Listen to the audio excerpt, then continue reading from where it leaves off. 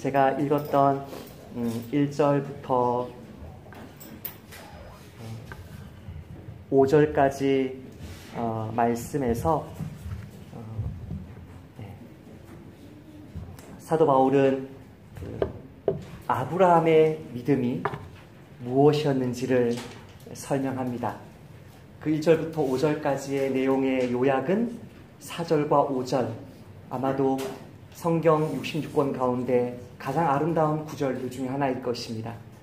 일하는 자에게는 그 삭시, 은혜로 여겨지지 아니하고 빚으로, 채무로 여겨지거니와 일을 아니할지라도 경건하지 아니한 자를 의롭다 하시는 이를 믿는 자에게는 그의 믿음을 의로 여기시나요.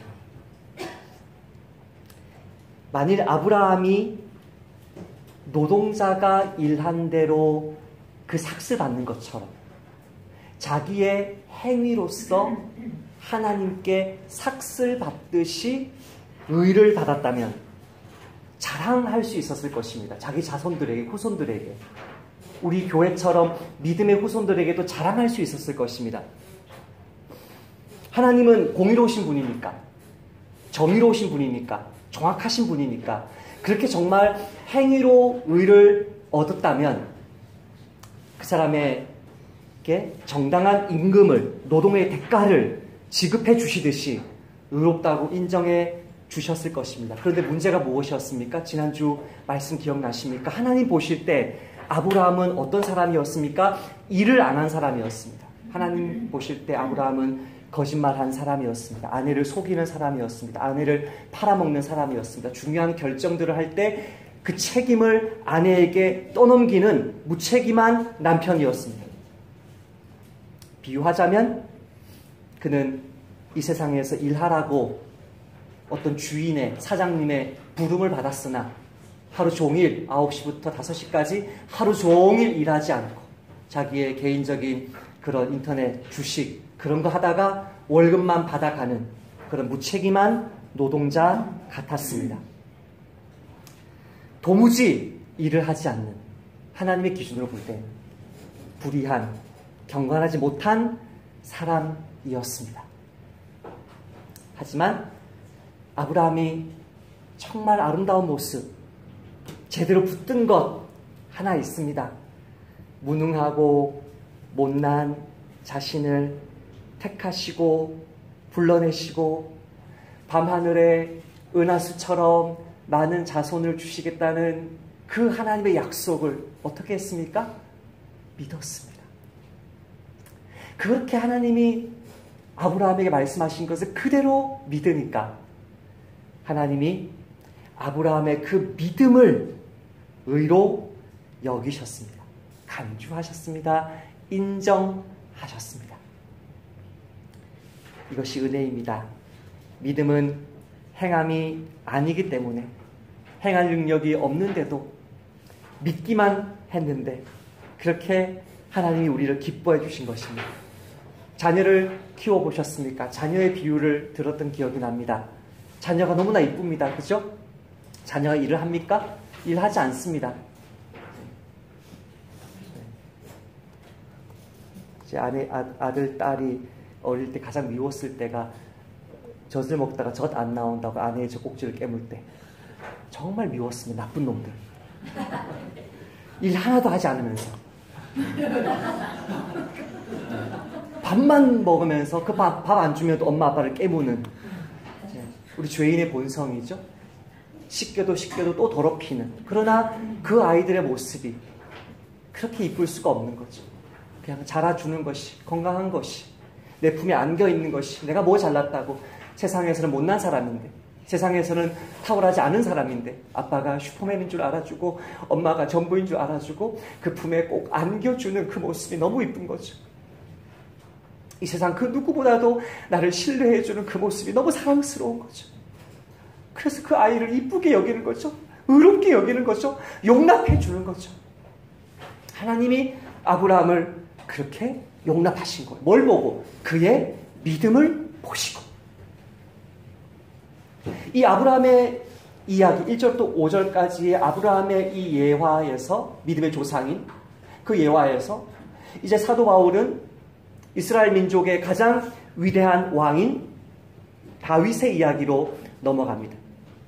아브라함의 이야기에서는 아브라함의 그 믿음을 보시고 의롭다고, 그 믿음을 의롭다고 기쁘다고 하셨던 하나님이 다윗의 경우로 오면 그 믿는 자를 의롭다고 하십니다.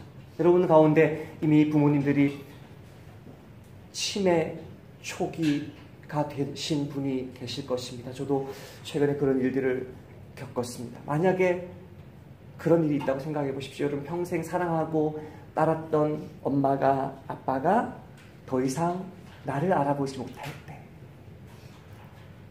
얼마나 슬플까요? 만약에 그 치매 걸린 어머니, 아버지가 하나님도 알아보지 못하면 어떻게 될까요? 머리를 사고로 다쳐서 더 이상 신앙을 고백하지 못하면 어떻게 할까요? 열병 걸린 우리 페닉 선교사님 소래교회당에서 예배를 드렸었는데 그 소래 예배당에서 열병 가운데 정신 이상으로 그렇게 죽음을 맞았던 페닉 선교사님처럼 정신이 오락가락 하면서 하나님을 부인하게 된다면 과연 구원받은 나의 신분도 취소되는 것일까요? 사도 바울은 다윗의 예를 들면서 아니라고 말합니다. 6절만 한번 읽어볼까요? 시작.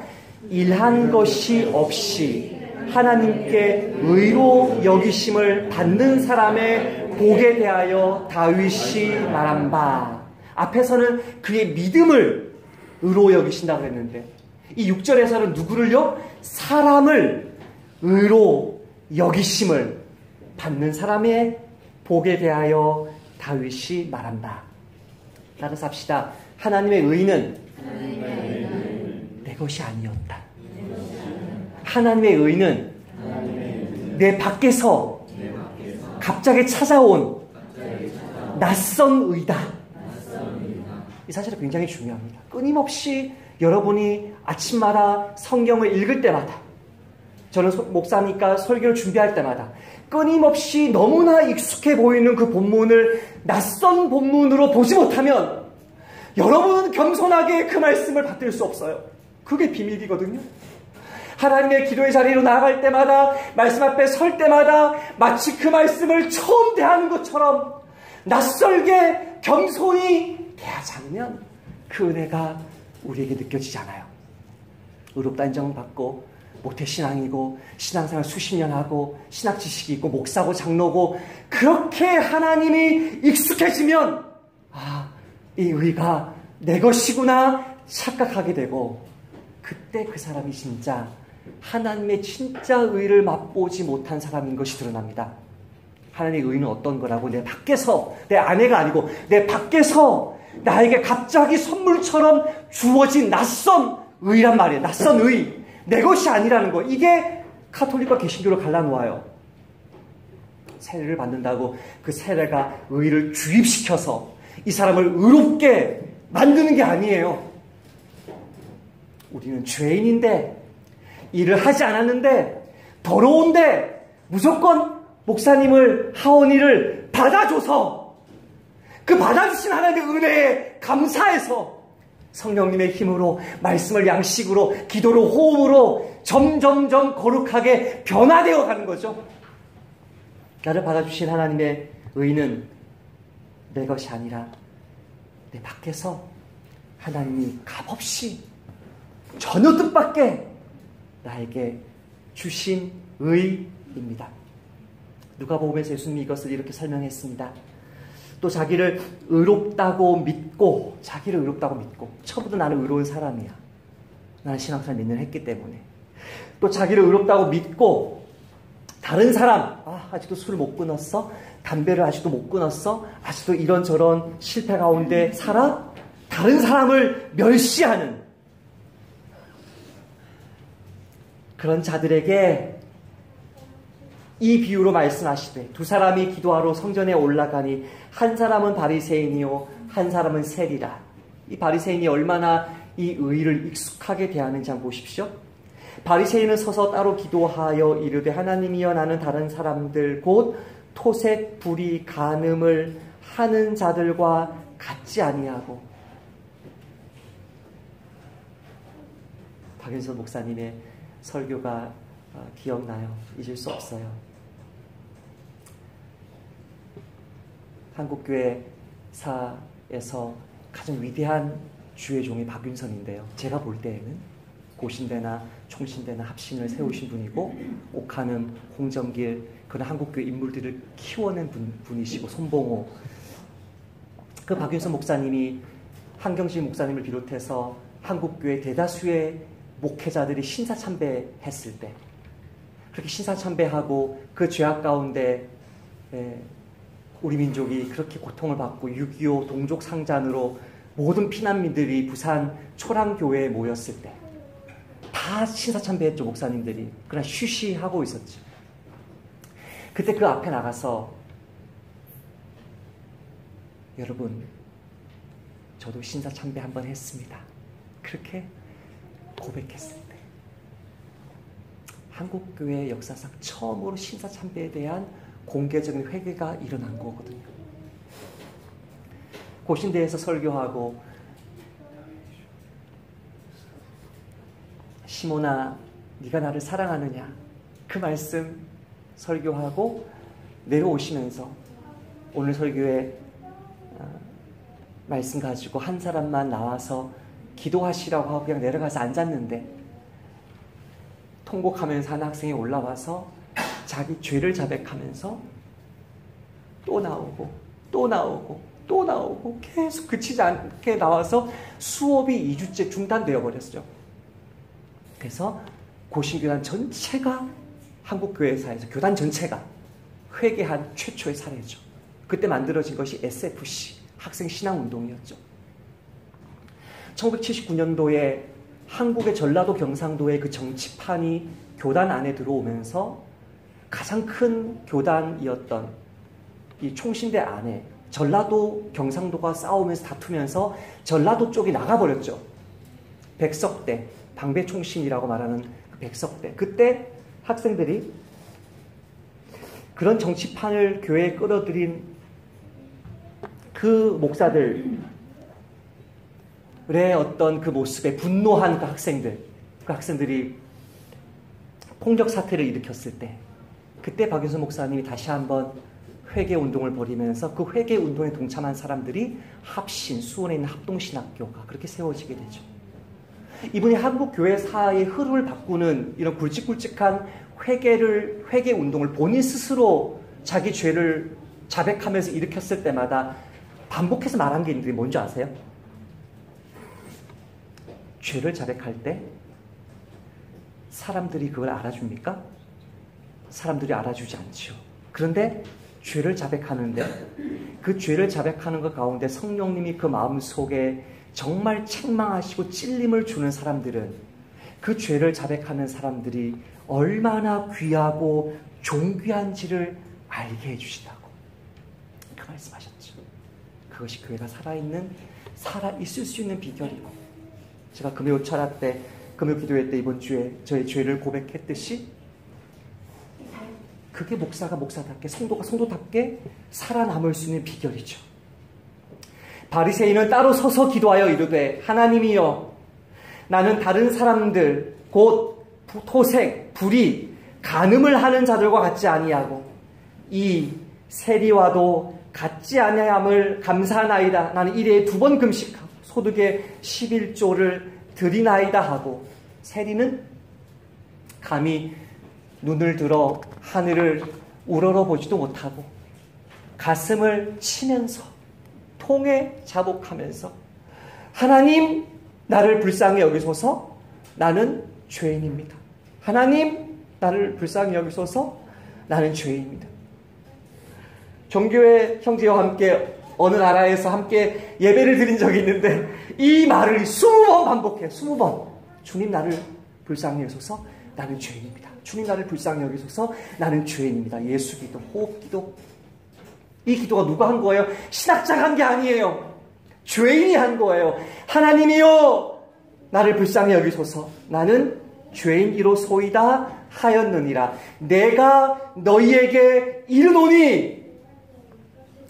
이에 저 바리새인, 하나님의 의를 익숙하게 자기 것으로 생각한 저 바리새인이 아니라 그 은혜와 자비가 너무나 낯설고 너무나 생경하고 너무나 받을 만한 자격이 없어서 겸손하게 엎드려 회개하며 애통했던 이 세리가, 이 사람이 의롭다 하심을 받고 그의 집으로 내려갔느니라. 따뜻합시다. 나는 의인이다.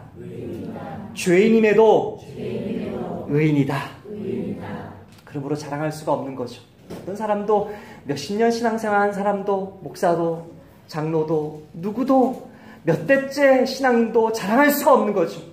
그런즉 자랑할 때가 어디냐? 있을 수가 없느니라. 무슨 법으로냐? 행위로냐? 아니라 오직 믿음의 법으로니라. 그러므로 사람이 의롭다 하심을 얻는 것은 율법의 행위에 있지 않고 믿음으로 되는 줄 우리가 인정하노라.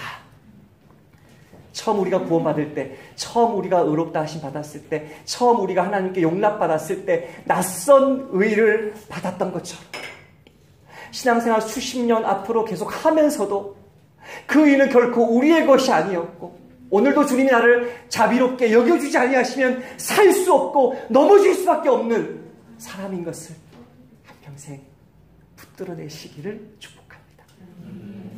오늘 본문은 그 낯선 의, 죄인인데 의인이라고 여겨주시고 더러운데 깨끗하게 봐주시고 일을 안 했는데 임금을 왕창 쏟아부어주시는 이 낯선 의가 구체적으로 우리에게 무엇을 의미하는지 7, 8절에서 이렇게 설명합니다. 같이 한번 읽어보십시다. 시작.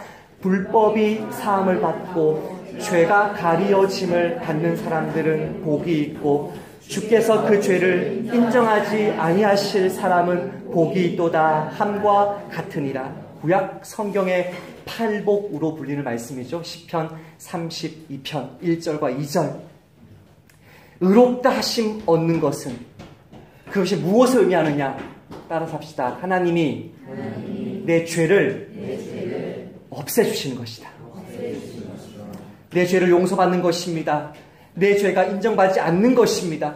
내 죄가 있긴 한데 없는 것처럼 봐주시는 것입니다. 이 다윗의 고백을 인용한 32편을 보면, 목사님, 죄 사함 받는 거 그거 뭐가 그렇게 대단해요? 나는 다른 복 받고 싶은데 10억, 100억, 1000억 벌고 싶어요. 내 꿈은 재벌 2세인데 우리 아빠가 노력을 안 해요. 그게 초등학생의 상담 제목이었다 그러죠. 내 꿈은 재벌 2세인데 우리 마. 재벌 2세 뭔지 몰라요. 할렐루야. 계속 모르시길 축복해요.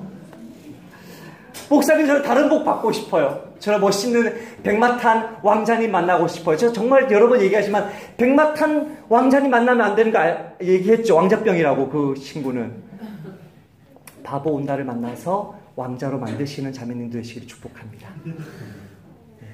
지금 남편의 어깨를 두드리는 자매가 있어요. 내가 당신을 그렇게 만들었다고. 할렐루야. 주님, 내가 받고 싶은 것은 다른 거예요.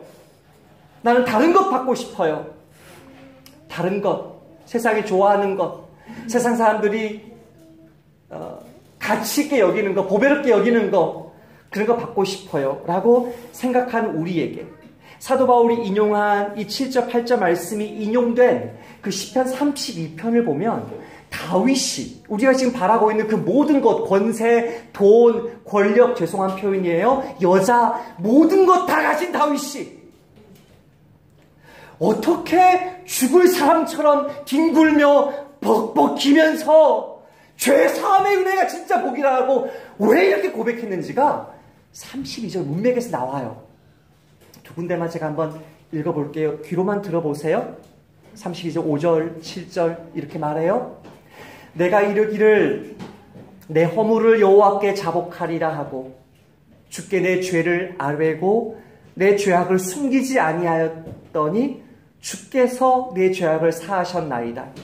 이로 말미암아 모든 경건한 자는 주를 만날 기회를 얻어서 주께 기도할지라 진실로 홍수가 범람할지라도 그에게 미치지 못할지니라. 주는 나의 은신처이오니 환난에서 나를 보호하시고 구원의 노래로 나를 두루시리이다. 주는 나의 은신처, 주는 나의 피난처. 코리, 템, 붐 여사가 나치 독일의 그런 살인 가스 수용소에 갇혔을 때 붙들었단 말씀이죠. 주님이 나의 은신처가 되시면 홍수가 범람할지라도 나에게 미치지 못할 것이다. 환난에서 나를 보호하시고 구원의 노래로 나를 부르실 것이다. 많은 사람들이, 여기는 우리 어린아이들도 그렇게 생각하실까봐 두렵습니다. 많은 사람들이 죄 용서 받는 것, 의롭다 하심 받는 것 아무것도 아닌 것으로 생각하죠. 저 정말 화나요. 정말 화나고 슬프고 부끄럽고 슬퍼요. 크리스찬 카운셀러가 분명한데, 크리스찬 카운셀러인데 대놓고 크리스찬들 모아놓고 크리스찬 카운셀러가 대놓고 이렇게 얘기해요. 교회 다닌다고 사람 변합니까? 예수 믿는다고 사람 변합니까? 돈 있으면 정신분석학이나 받으라고. 정말 화가 나요. 너무나 이것을 죄사함 받는 거 아무것도 아니지, 개념적인 거지, 영적인 거지, 좋은 의미에서 영적인 게 아니라 실체가 없는 거지, 공허한 복이지, 구름 잡는 소리지. 밥이 나오냐? 밥 나와요. 할렐루야. 밥 안 나온다고 생각하세요? 아직도? 이게 아무것도 아닌 것으로 생각하지만 죄 용서 받은 사람을 하나님은 모든 환난에서 건져주십니다. 아멘. 못 믿을까봐 다시 이야기해요. 9절 10절에서 너희는 이거를 가볍게 여기고 아무것도 아닌 것처럼 여기고 그렇게 죄 고백하지 않으려고 끝까지 버티는 너희는 무지한 말이나 노새같이 되지 말지어다. 그것들은 재갈과 굴레로 단속하지 아니하면 너희에게 가까이 가지 아니하리로다. 이 재갈과 굴레로 단속한다는 말이 뭔지가 그 밑에서 나와요. 악인에게는 많은 슬픔이 있으나 여호와를 신뢰하는 자에게는 인자하심이 두리리로다. 주는 나의 피난처라는 말씀이 마지막에 나왔죠. 근데 부정적으로 설명했어요. 어떻게 설명했어요? 무지한 말로 하나님의 거룩하심을 인정하면서 자기 죄를 고백하고 인정하고 그렇게 엎드리기를 거절하고 또 거절하는 죄인에게는 그 며칠간이면 며칠간, 몇 년간이면 몇 년간, 몇십 년 한평생이면 몇십 년 한평생 동안 하나님의 단속, 하나님의 징계, 하나님의 재갈과 굴레, 끊임없는 슬픔이 임해요. 목사님 슬픔 안 임하던데요. 예수 안 믿는데 너무나 잘 살고 잘 먹고 평안히 가던데요. 구원받지 못한 사람이고, 구원받은 하나님의 백성은 끝까지 슬픔으로, 굴레로, 징계로 낮추고 또 낮춰서 하나님께로 와서 자기 죄를 자백할 때에만 참 기쁨과 해방을 맛보게 하시죠. 요한복음에는 이 말씀을 이렇게 설명합니다. 요한복음 3장 26절에 아들을 믿는 자에게는 영생이 있고 아들에게 순종하지 아니하는 자는 영생을 보지 못하고 도리어 하나님의 진노가 그 위에 머물러 있느니라. 저는 절대 여러분을 협박하고 싶은 마음이 없어요. 정말 그런 마음 없어요. 사실만 말해주는 거예요. 한번 따라서 해보실래요? 죄 용서 받은 사람은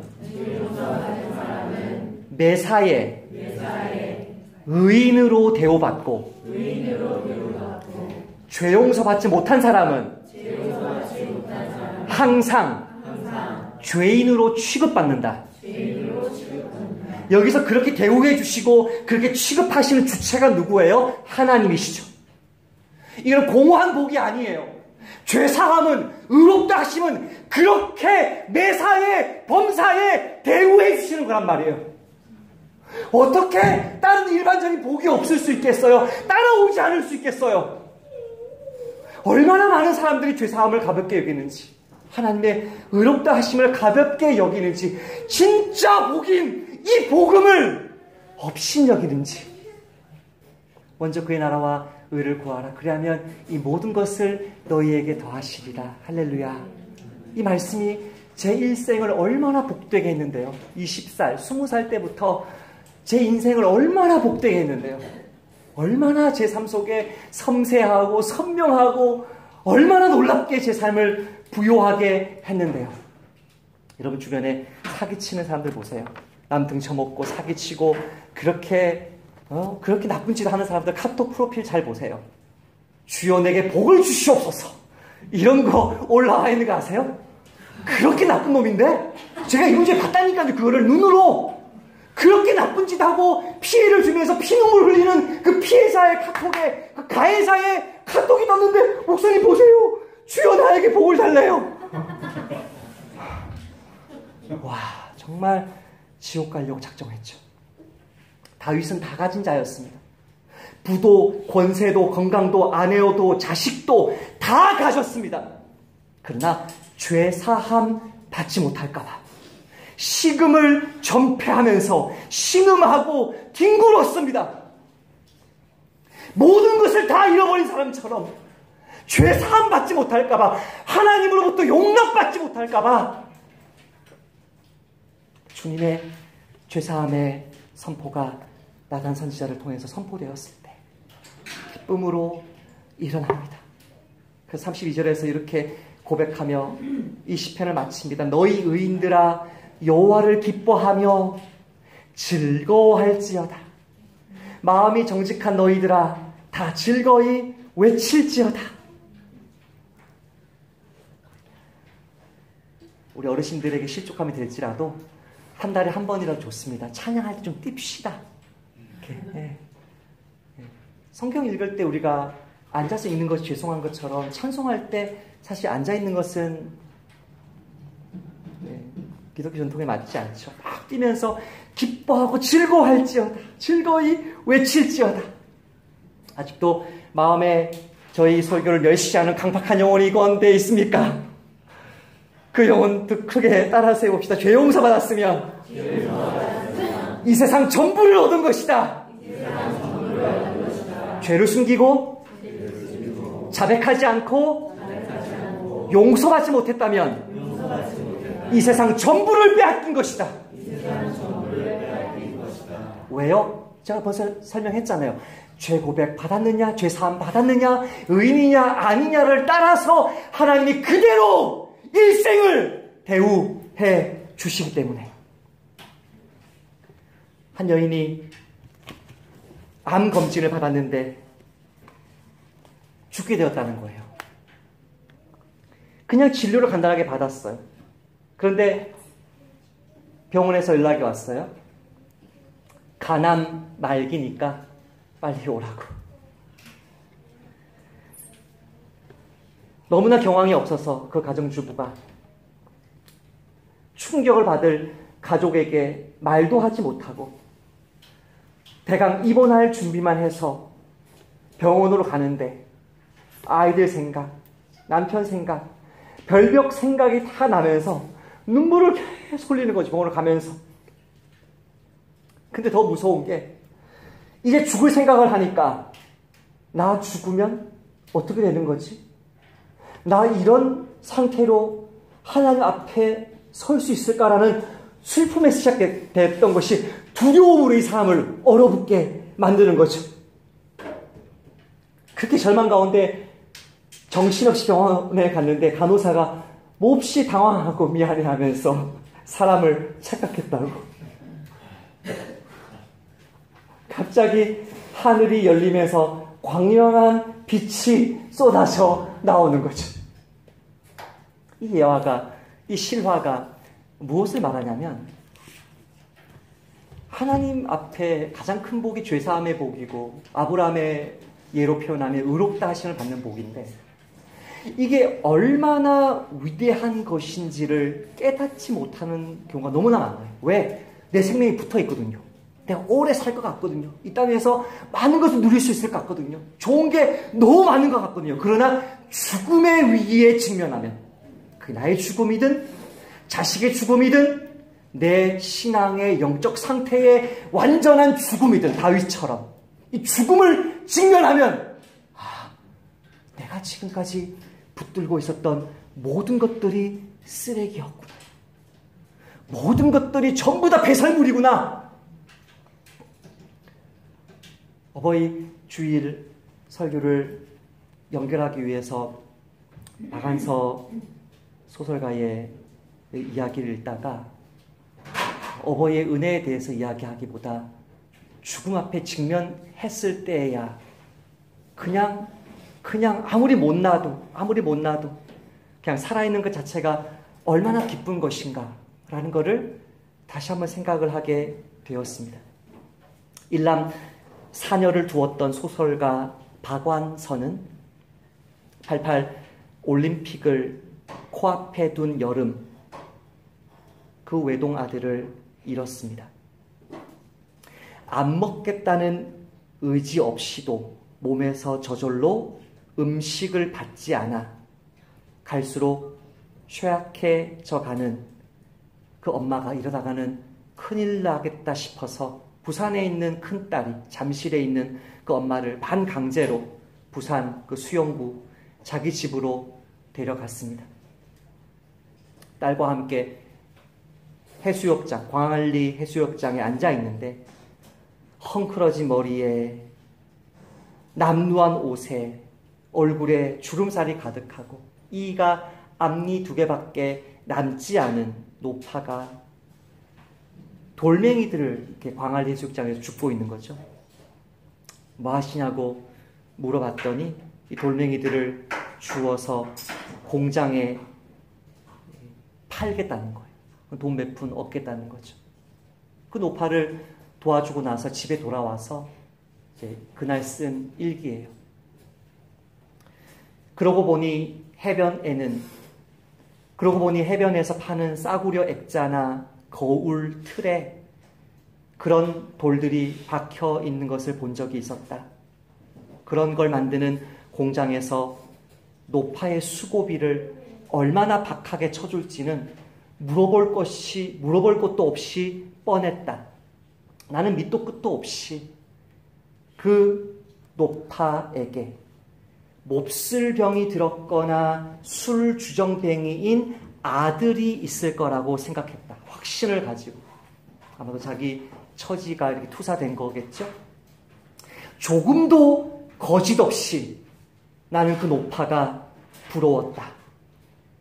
아들의 약값을 위해서든 아들에게 뜯기기 위해서든 아들을 위한 일 외엔 눈에 보이는 게 없는 것 같은 그 노파가 부러웠다. 어쩌면 나는 내 내부의 교만이 무너진 자리를 응시하고 있는지도 몰랐다. 바리새인의 모습에서 세리의 모습으로 바뀌어가는 부분을 고백한 건데요. 어미 눈에 자랑스럽지 않은 자식이 어디 있을까마는 건강하고 공부 잘해 한 번도 속 안 썩이고 인류 학교만 척척 들어가고 마음먹은 대로 풀릴 때 그 애미의 자랑은 기고만장할 수밖에 없다. 나 역시 그랬었다. 기고만장 정도가 아니라 서슬 푸른 교만이었다. 그래서 남의 공부 못하는 자식, 방탕하거나 버르장머리 없는 자식을 속으로 은근히 깔고 왔었다. 그것도 학교라고 허리가 휘게 번 돈으로 등록금을 대야 하다니 이런 마음으로 내 눈엔 도무지 차지 않는 대학에 보내고도 좋아하는 친구나 친척을 겉으론 축하해주는 척하면서 속으론 불쌍해한 적이 한두 번도 아니었다. 뇌성마비로 태어난 남의 자식을 보고 차라리 죽는 게 나았을 걸 하는 모진 생각을 한 적도 있었다.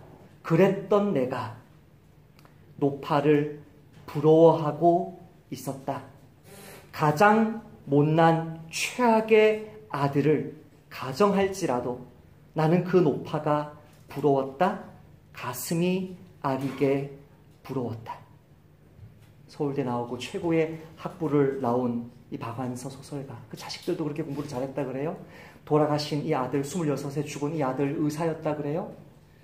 그렇게 좋은 대학 나온 게 복이고 부와 명성이 복이고 자식 잘 되는 게 복인 줄 알았던 그 모두가 자기의 의라고 착각했던 이 여인이 죽음을 직면했을 때에야, 그것이 나의 죽음이든 자식의 죽음이든 영적인 죽음이든 죽음에 직면했을 때에야 어리석고 교만한 인간의 죽음을 마주하고서야 진짜 복은 살아있는 것 자체가 진짜 복이구나. 마지막에 하나님을 만나는 모습으로 끝나거든요. 하나님 앞에서 겸손하게 고백하는 모습으로 끝나는데 하나님 앞에서 내가 죄인인 것을 아는 게 복이구나. 지금까지 내 남편 살려주셔서 남편이 5자녀 남기고 먼저 세상 떠나고 내 아들 세상 떠났지만 딸들이 또 나와 함께 살고 내가 신앙을 회복하고 이게 복이구나. 이게 전부구나. 이게 진짜 복이구나. 이 자리에 있는 어머님들, 아버님들께 묻겠습니다. 5월 8일에 상처받지 않으셨나요? 자식이 잘 안 해줘서. 진짜 복에 주목하시기를 축복합니다. 사도 바울도 다메섹 도상에서 그렇게 죽은 자처럼 꼬꾸라지고 나서야 이 세상 누구보다도 자기 육체를 신뢰하며 자랑했던 그 모습이 너무나 부끄러웠습니다. 그러나 무엇이든지 내게 유익하던 것을 내가 그리스도를 위하여 다 해로 여길 뿐더러 또한 모든 것을 해로 여김은 내 주 그리스도 예수를 아는 지식이 가장 고상하기 때문이라. 아멘. 내가 그를 위하여 모든 것을 잃어버리고 배설물로 여김은 그리스도를 얻고 그 안에서 발견되려 함이니 내가 가진 의는 율법에서 난 것이 아니요 내 안에서 나의 행함으로 난 것이 아니요 내 밖에서 오직 그리스도를 믿음으로 말미암은 것이니 곧 믿음으로 하나님께로부터 난 의라. 육신적으로 자랑할 것이 너무 많아서 복음을 업신여기고 교회를 회방하고 박해할 뿐 하나님의 의롭다는 인정은 받지 못한 채 그렇게 성적인 물질적인 죄악에 취해 살아가는 이 세상 속에서 하나님 아니군요. 내가 살아있는 것 자체, 내가 하나님의 인정을 받고 있는 이 자체, 하나님 나를 이뻐해 주신 이 자체가 어마어마한 최고의 복이고 다른 피로들도 하나님의 때에 하나님의 방법으로 나에게 선물로 주시겠군요. 아멘. 그 믿음으로 오늘 또다시 주님께 죄사함 받은 것 외엔 하나님으로부터 의롭다 하심 받은 그 복 외엔 아무것도 없는 저와 여러분과 동일한 모습의 한 형제를 나그네 교회 지체로 받아들인 오늘 그 은혜 가운데 우리 가정, 교회 지켜내리라 다짐하고 소원하시는 저와 여러분 되시기를 축복합니다.